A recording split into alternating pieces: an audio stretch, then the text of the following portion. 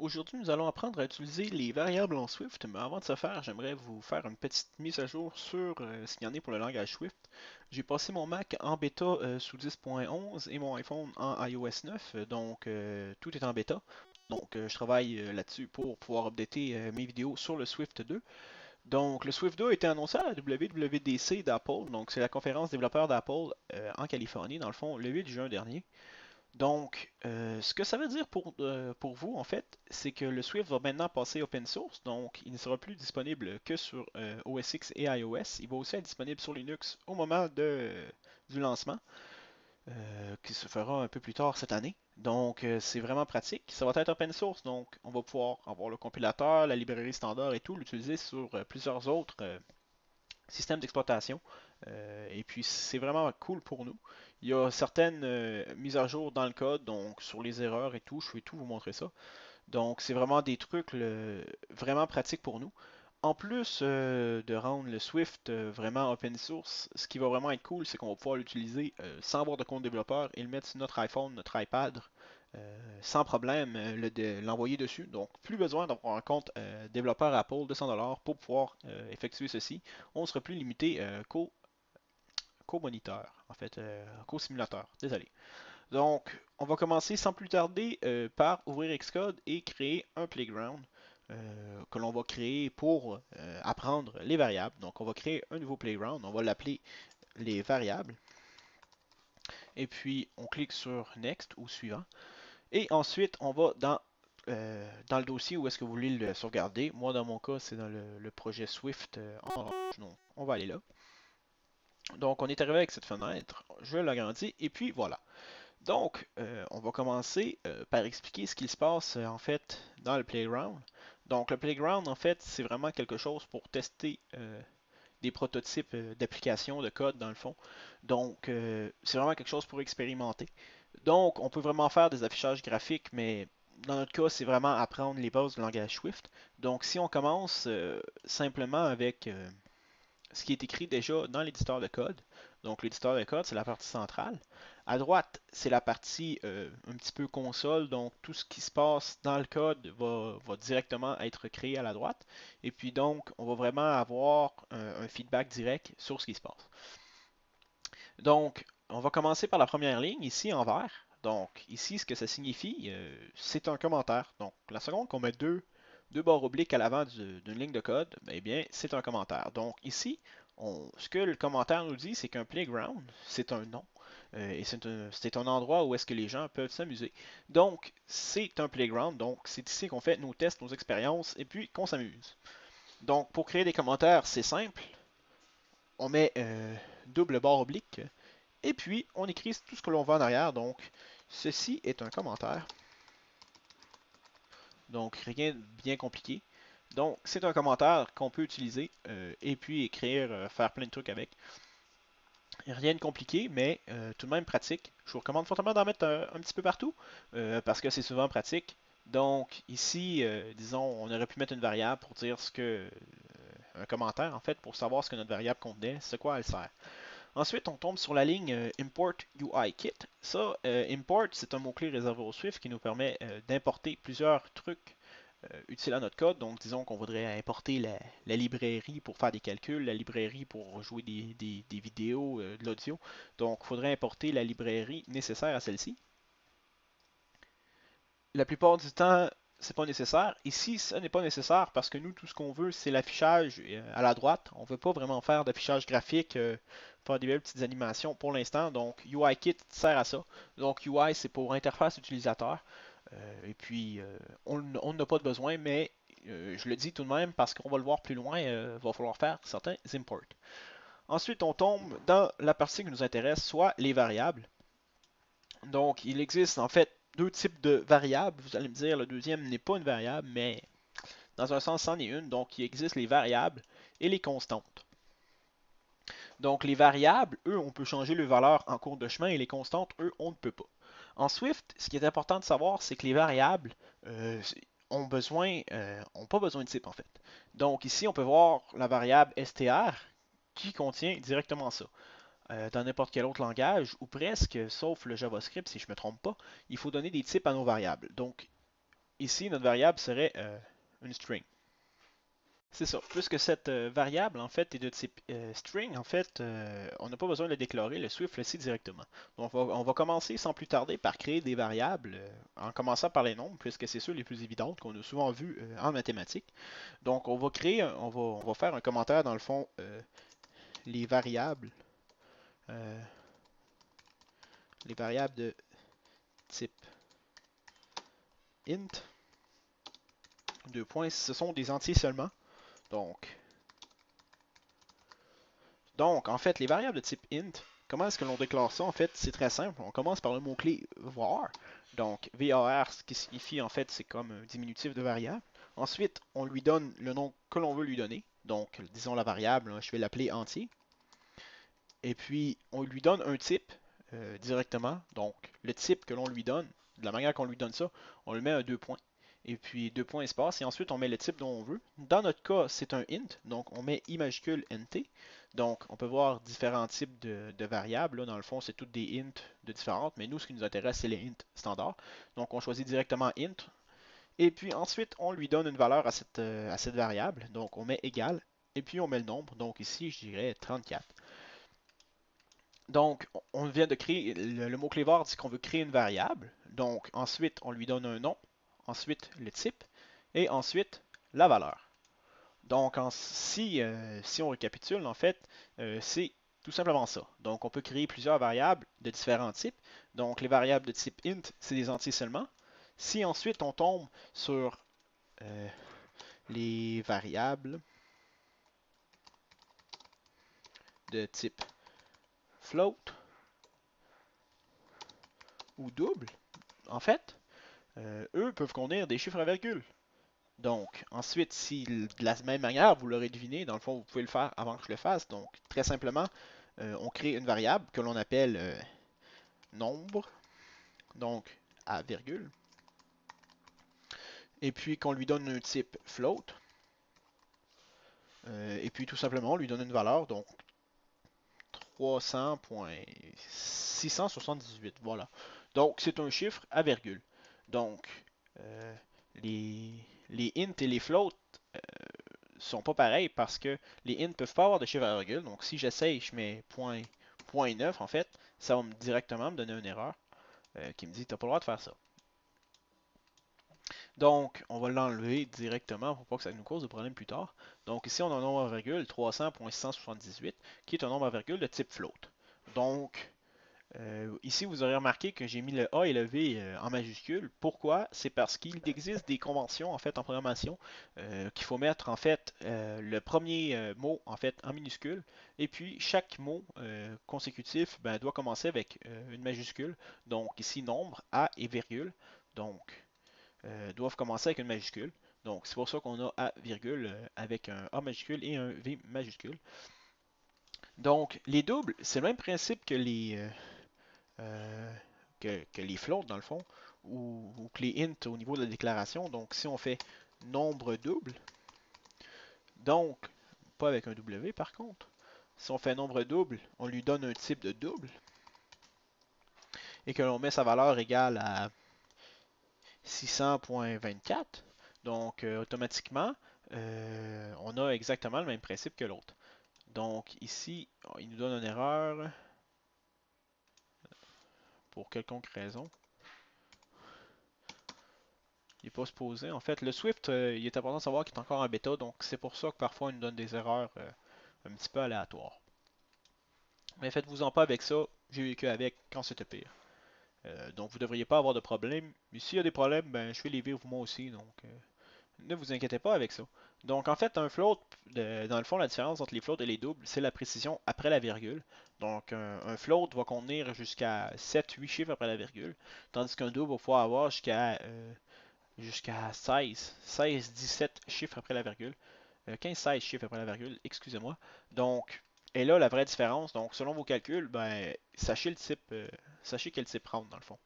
Donc, parfois, il est important de le préciser en Swift parce que le Swift met souvent les chiffres en double.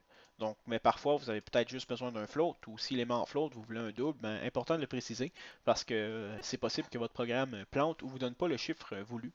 Donc ça, c'est vraiment important à faire. Donc ensuite, il existe des les variables, je dirais, de texte dans le fond. Donc, les variables string, en l'occurrence. Donc, les variables string, dans le fond, eux, c'est des variables qui peuvent contenir des chaînes de texte. Donc, dans le fond, des chaînes de texte, c'est du texte dans le fond. Donc, du texte vraiment simple. De texte. Donc, les chaînes de texte, donc ici, disons, on crée une variable, même principe, que l'on appelle du texte. Et puis, elle est de type string. Donc, automatiquement, on écrit string. Et on lui donne une valeur, disons, de bonjour tout le monde. Et puis ensuite, on peut continuer.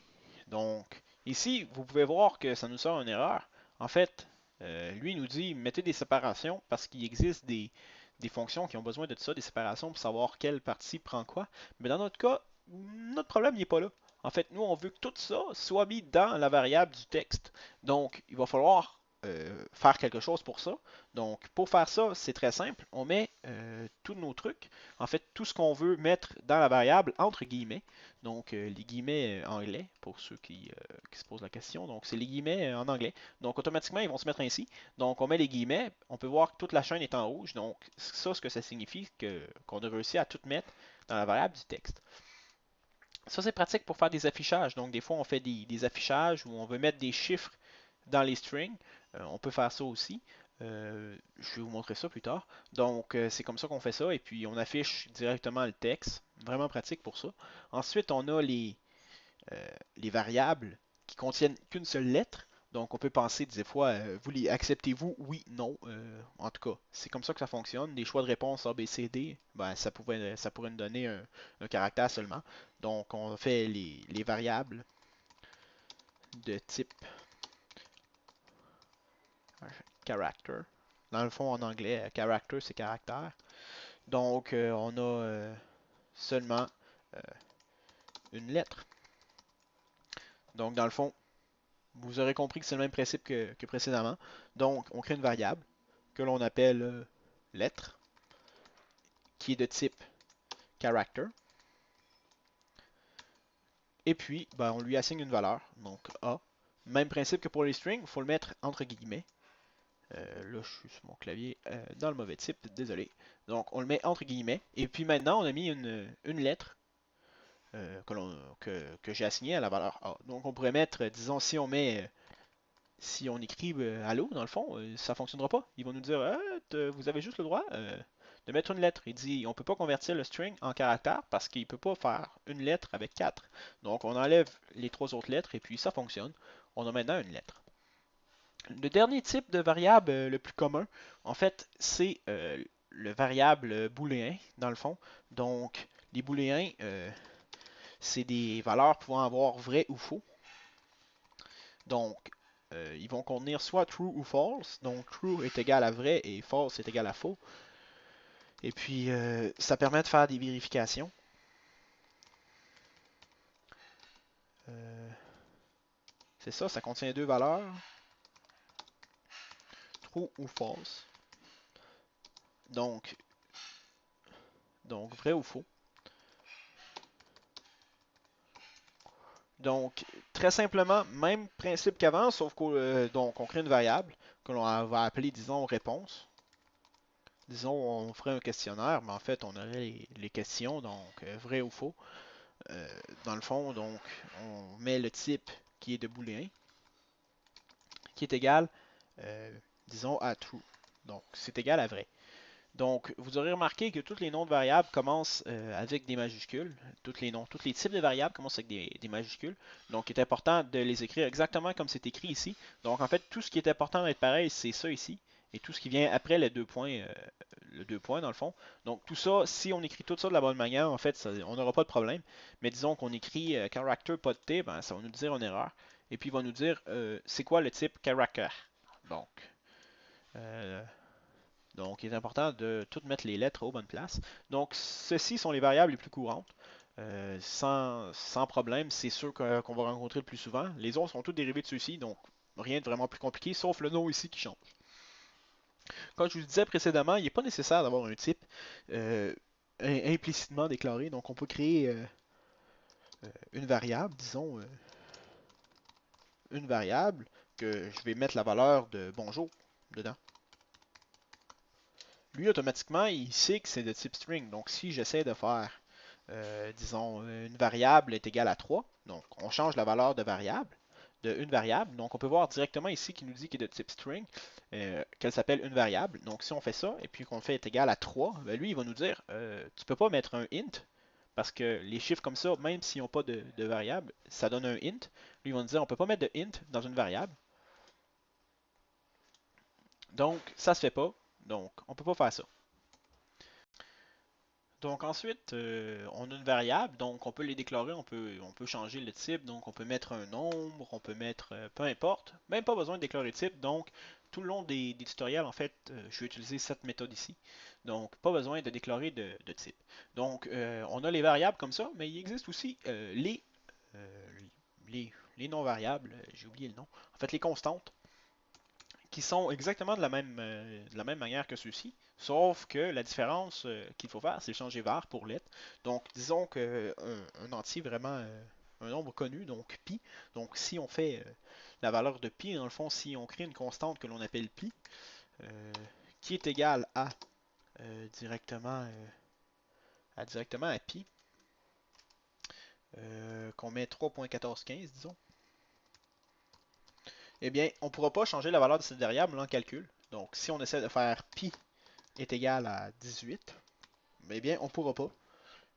Parce que de 1, c'est un int, et de 2, c'est une constante. Donc, il dit on ne peut pas changer la valeur de pi, c'est un let, donc une constante. Donc, on ne peut pas faire ça. Donc, ça, c'est vraiment pratique quand on fait des calculs. Souvent, on va faire un programme, un logiciel qui va poser des questions, qui va exécuter quelque chose, mais souvent, on va avoir besoin de constantes comme pi. Donc, toujours au lieu d'écrire 3.1415 dans toutes nos lignes, puis là, on décide d'un jour qu'on change la valeur de pi, ben là, on va vraiment devoir chercher la valeur de pi partout. Donc, utiliser let comme ça, ben, on a juste à changer la valeur au début, et puis ça va changer tous ceux du reste. Donc, ça va nous éviter beaucoup de problèmes. Ensuite, maintenant qu'on connaît les variables et les constantes, tout ce qu'il nous reste à faire, c'est faire les opérations dessus. Donc, il existe les opérations égales, multiplier, diviser, euh, soustraction et addition. Donc, si on commence par créer les variables, dans le fond, si on crée une variable que je vais appeler A, et puis je vais lui mettre la valeur de nombre à virgule et de nombre double, donc on va tâcher de les additionner. Vous allez voir, ça ne fonctionnera pas. Et je vais vous dire pourquoi. Donc, si on fait nombre à virgule et puis plus nombre double, en fait, lui, dans sa tête, en fait, lui, un nombre double a 20 chiffres après la virgule. Et disons que lui, il en a que 10. Donc, essaye de mettre 10 chiffres, même si c'est tous des zéros. Après un nombre virgule, ça ne fonctionne pas. Donc, lui, il va nous dire, on ne peut pas additionner des flottes et des doubles. Donc, il faut les convertir soit un en l'autre ou l'autre en un, dépendant de ce qu'on a besoin avec le A. Donc, si on voudrait éviter de perdre la précision, normalement, il faudrait mettre soit les deux des doubles au départ, et puis d'avoir le même nombre, soit les caster, à ce qu'il appelle, c'est de convertir un type en un autre pour le temps d'un calcul. Donc, nombre à virgule, ici, on se rappelle que c'est un float, et puis nombre double, c'est un double. Donc, ici, disons qu'on veut tout mettre en double, on ajoute le type de la variable que l'on veut convertir. Donc, on veut le convertir en double, et puis on met ça en parenthèse. On met le nom de la variable entre parenthèses. Et puis automatiquement, on va obtenir nombre à virgule plus nombre double nous donne A. Donc ensemble, il donne ce chiffre-là. Euh, Parce que les deux se sont additionnés. On peut faire la même chose avec, si on change l'addition pour une division, cela va faire le même résultat. Pour une soustraction, disons, même chose. Si on fait une multiplication, on va obtenir un très très grand nombre. Et puis un opérateur que vous avez sans doute jamais vu, que l'on appelle le modulo. Dans le fond, le modulo, lui, ce qu'il fait en fait, il nous donne le reste d'une division. Donc ici, on a, en fait, lui, il cherche les nombres entiers d'une division. Donc combien de fois est-ce que ce qui va rester après avoir divisé par ça, dans le fond, donc lui, il fait des chiffres entiers. Donc ici, on a un nombre à virgule qui vaut maintenant qui vaut 300.678. Et puis on a un nombre double qui vaut 600. Nombre double rentre combien de fois dans un nombre à virgule sans dépasser dans le fond. Donc il rentre 0 fois sans dépasser parce que 600 dans tous les cas va être plus grand que 300. Donc si on met donc en fait lui il nous retourne ce qui reste de la division. Donc dans le fond ça donne 0. Reste 300.67. Donc c'est ainsi qu'il va fonctionner. Si par contre on mettait 600.45, il va nous retourner 0. Donc on peut voir qu'en changeant la variable au début, ça va changer celle-là à la fin. Donc 100.45 modulo, en fait lui avec les doubles et puis bon les calculs, on peut voir qu'il nous donne 1.22 fois 10 à la moins 5, donc en gros 0. Donc il nous donne 0. Donc c'est comme ça qu'il reste dans le fond. Et puis, c'est comme ça que ça fonctionne.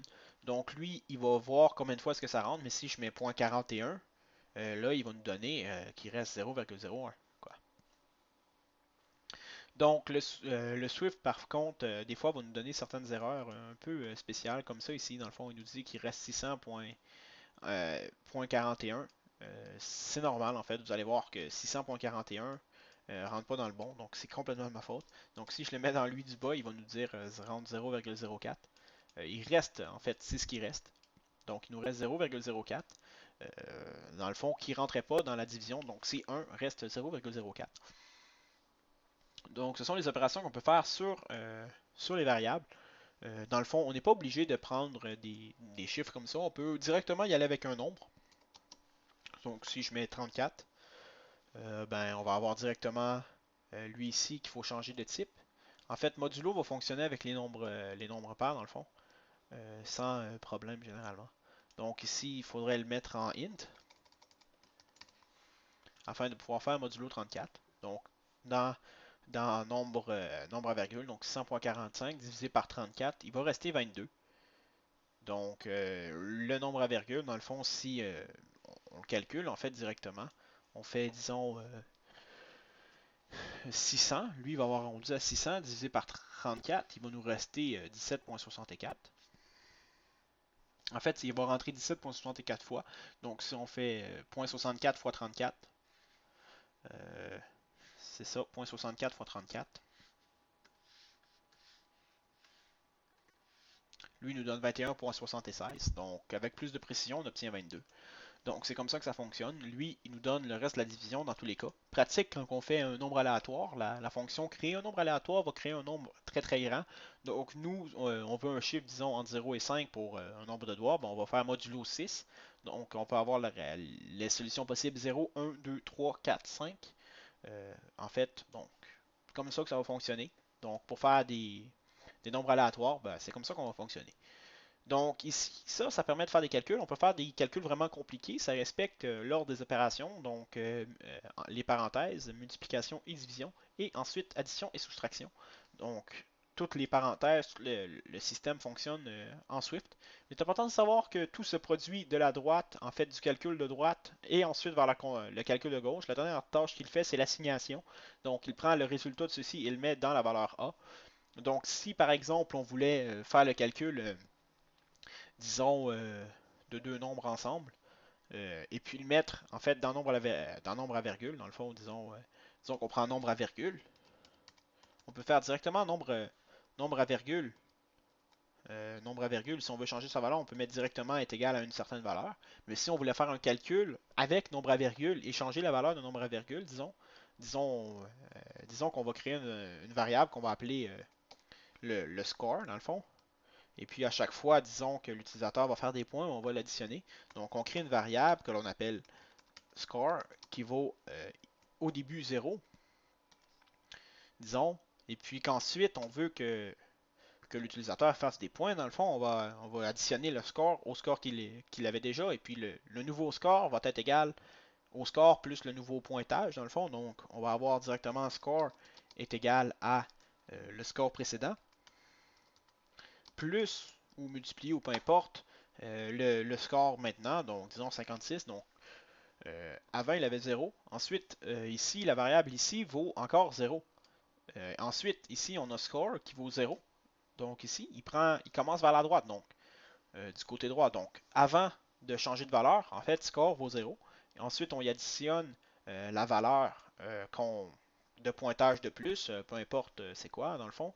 Donc on fait score plus le nouveau pointage qui va nous donner score. Fait que là, on va maintenant voir que score vaut 56. Mais si on le fait une deuxième fois, dans le fond, score est égal à score plus 300, parce que cette fois, elle a fait un bon nombre de points, dans le fond. Ben, on obtient maintenant que score vaut 300 plus 56. Donc on obtient 356.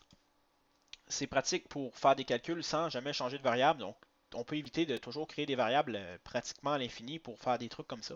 Donc très pratique. Euh, Tout simplement pour récapituler, dans le fond, ce qui est important de savoir, c'est les types de variables. Savoir qu'il n'y a pas besoin de mettre de type. Donc créer des variables, disons string qui est égal à bonjour.